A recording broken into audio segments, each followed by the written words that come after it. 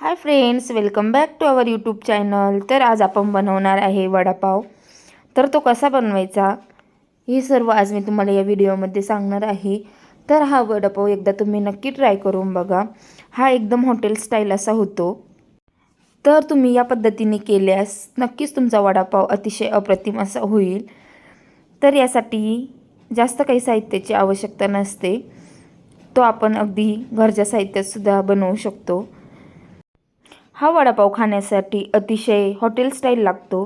तर तुम्ही पण एकदा नक्की ट्राय करून बघा. तर त्यासाठी आपण इथे घेतलेले आहे 5 मध्यम आकाराचे बटाटे.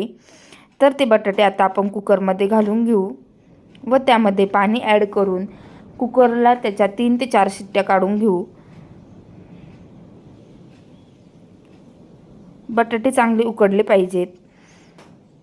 तर आता गॅस ऑन करून आपण त्यावर कुकर ठेवून घेऊया व आता त्याच्या आपल्याला 3 ते 4 शिट्ट्या काढून घ्यायच्या आहे. चला तर बटाटे उकडताय तोपर्यंत आपण आपला भाजीचा मसाला तयार करून घेऊ.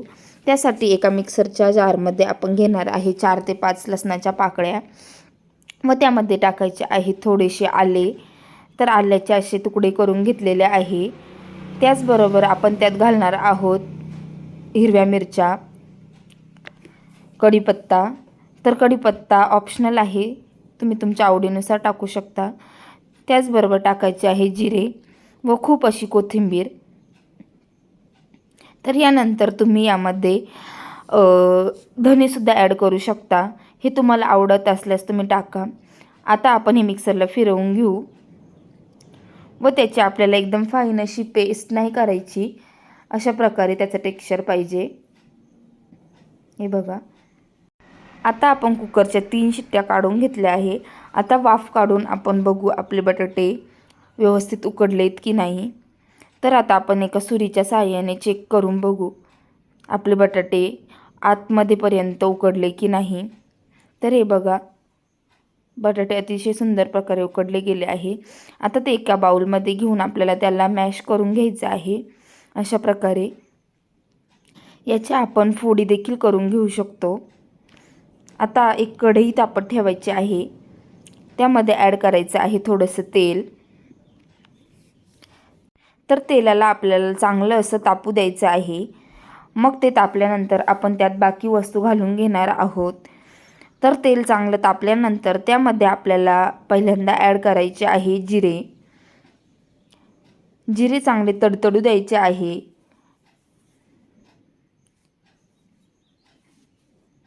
जिरे तडतडल्यानंतर त्यामध्ये आपल्याला घालायचं आहे कढीपत्ता. कढीपत्ता तुम्ही कमी जास्त टाकू शकता, कारण आपण आपल्या वाटणामध्ये पण कढीपत्ता ॲड केलेला आहे. तर अशा प्रकारे कढीपत्ता चांगला तडतडल्यानंतर त्यामध्ये आपण बाकी साहित्य घालू.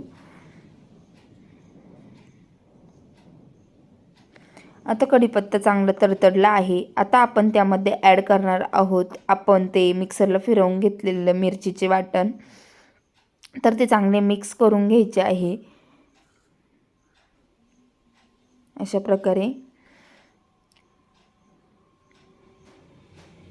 त्याला चांगलं परतवून घ्यायचं आहे. आता त्यामध्ये आपण अख्खा धना घालणार आहोत. हे ऑप्शनल आहे, पण याच्याने छान असा फ्लेवर येतो, त्यामुळे मी ॲड केलेले आहे. तुम्ही पण ट्राय करून बघा, तुम्हाला आवडेल. आता हे चांगलं मिक्स करून घ्यायचं आहे. आता त्यामध्ये ॲड करायची आहे हळद. तर हे चांगलं मिक्स करून घ्यायचं. यामध्ये आपल्याला पाणी अजिबात सुद्धा घालायचं नाही आहे. आता आपण त्यात घालणार आहोत आपले मॅश केलेले बटाटे. हे टाकून आपल्याला चांगलं असं परतवून घ्यायचं आहे.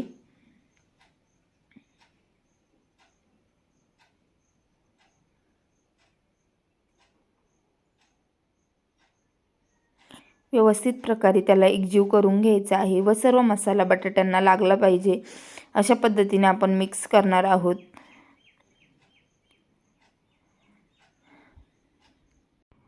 तर कधी पावसाळ्याच्या दिवसात काही चटपटीत खाऊ वाटल्यास तुम्ही एकदा नक्की ट्राय करून बघा. हा वडापाव खूप छान लागतो. आता आपण त्यात घालणार आहोत मीठ व ते सुद्धा चांगलं मिक्स करून घेणार आहोत. आता त्यामध्ये टाकायचं आहे फ्रेश कोथिंबीर व त्याला पण चांगलं मिक्स करून घ्यायचं आहे. आता हा मसाला थंड झाल्यानंतर आपण त्याचे असे वडे बनवून घेणार आहोत. तर तुम्ही 2 स्टाईलने बनवू शकता, एक चपटे आणि एक गोल. तुम्ही तुमच्या आवडीनुसार बनवू शकता. तर हे साईडला ठेवून देऊ.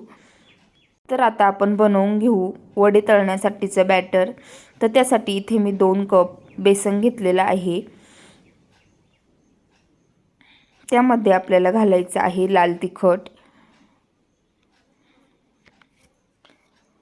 ते घातल्यानंतर त्यामध्ये घालायची आहे थोडीशी अशी हळद. त्यानंतर आपण त्यात घालणार आहोत मीठ व थोडासा ओवा. हा ओवा मी हातावर चोळून घेतलेला आहे. आता याला चांगलं मिक्स करून घ्यायचं आहे. हे प्रॉपर मिक्स झाल्यानंतर आपण त्यामध्ये थोडं थोडं पाणी घालून हे मिश्रण एकजीव करून घेणार आहोत. हे बघा अशा प्रकारे. तर पहिल्यांदा थोडं थोडं पाणी घालून आपण याला मिक्स करणार आहोत. एकदमच पाणी घालायचे नाही आहे, थोडं थोडं करून घालू व याला एकाच डायरेक्शनने फिरवून याचं चांगलं असं बॅटर बनवून घेऊ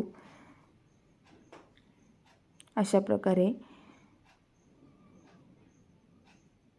तर हे बघा, तर याची कन्सिस्टन्सी आपल्याला अतिशय थिक किंवा थिन नाही ठेवायची. हे बघा अशा प्रकारची कन्सिस्टन्सी हवी. आता आपण त्यामध्ये घालणार आहोत थोडीशी कोथिंबीर. हे ऑप्शनल आहे, तुम्हाला आवडत असेल तर तुम्ही टाकू शकता, नाहीतर नाही टाकलं तरी काही प्रॉब्लेम नाही. तर आता गॅसवर एक कढई गरम ठेवायची आहे व त्यात तेल गरम होण्यासाठी ठेवायचे आहे. तेल गरम झाले की नाही हे आपण चेक करणार आहोत अशा प्रकारे. तर तेल चांगलं असं गरम झालेलं आहे. तर आपण त्यात आता आपले वडे तळून घेणार आहोत. तर या प्रकारे त्याला चांगलं असं कोटिंग करून मग आपण ते तेलात सोडणार आहोत. तर सर्व बाजूंनी त्याला पिठाचं कोटिंग झालं पाहिजे, म्हणजे आपल्या वड्यांमध्ये तेल ॲब्झॉर्ब होणार नाही. तर अशा प्रकारे आपण एक एक वडा सोडून सर्व वडे तळून घेऊ. असे एक साईडने चांगले परतल्यानंतर आपल्याला दुसऱ्या साईडने देखील ते तसेच तळून घ्यायचे आहे.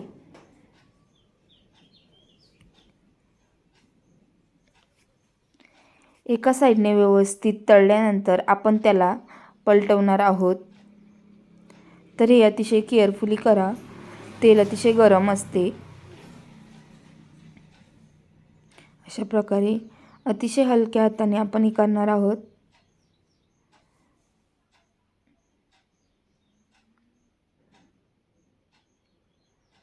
तर अशा प्रकारे आपल्याला हळूहळू सगळे वडे तळून घ्यायचे आहे व त्याला 1-2 वेळा असे पलटी करून दोन्ही बाजूने व्यवस्थित असे फ्राय करून घ्यायचे आहे. तर हे फ्राय करताना आपल्याला काळजी घेऊन फ्राय करायचे आहे. अशा प्रकारे.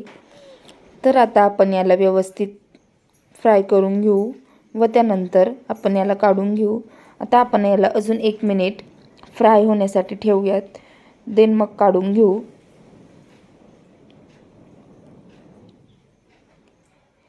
2 ते 3 वेळा याला असे पलटी करून तळून घ्यायचं आहे, म्हणजे दोन्ही बाजूनी तेच व्यवस्थित असे तळले जाईल.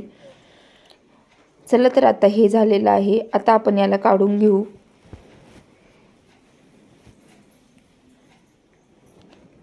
व्यवस्थित असे क्रिस्पी झालेले आहेत आपले वडे. तर आपण बाकी वडे सुद्धा अशाच प्रकारे तळून घेणार आहोत. तर हे बघा आपले वडे इथे तळून तयार आहेत.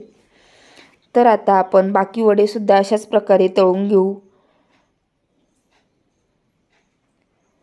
तर बघा आपले सर्व वडे तळून तयार आहेत.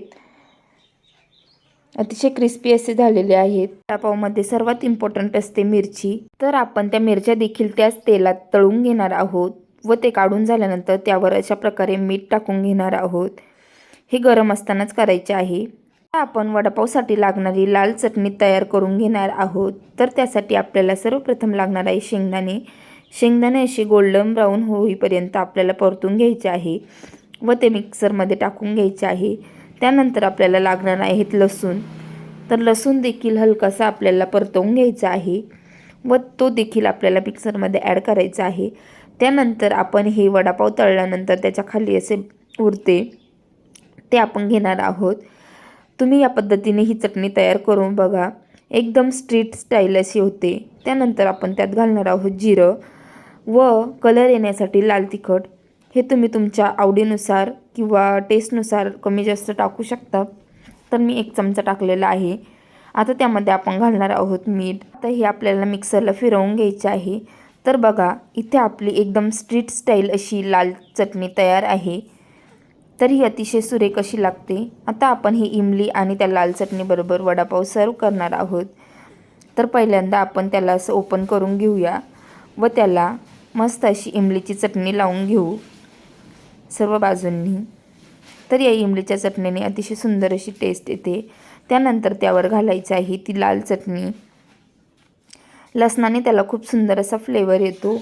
आता यामध्ये आपल्याला आपला वडा व 1 मिरची ठेवून अशा प्रकारे सर्व करायचे आहे. हे खाण्यासाठी अतिशय सुंदर असे लागते.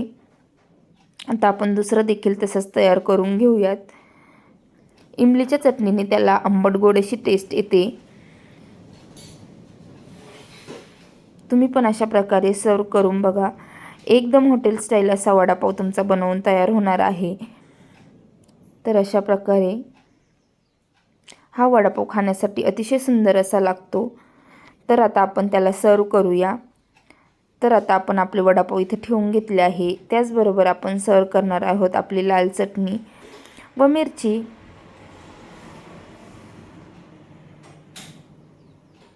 अतिशय सुंदर लागते. तर तुम्ही देखील एकदा घरी नक्की बनवून बघा व वडापाव तुमचा कसा झाला हे मला कमेंट करून सांगायला विसरू नका. जर तुम्हाला माझा व्हिडिओ जर आवडला असेल तर माझ्या चॅनलला लाईक, शेअर अँड सबस्क्राईब करायला विसरू नका. तसेच हा व्हिडिओ तुमच्या फ्रेंड्स अँड फॅमिलीसोबत देखील शेअर करा. तोपर्यंत बाय बाय.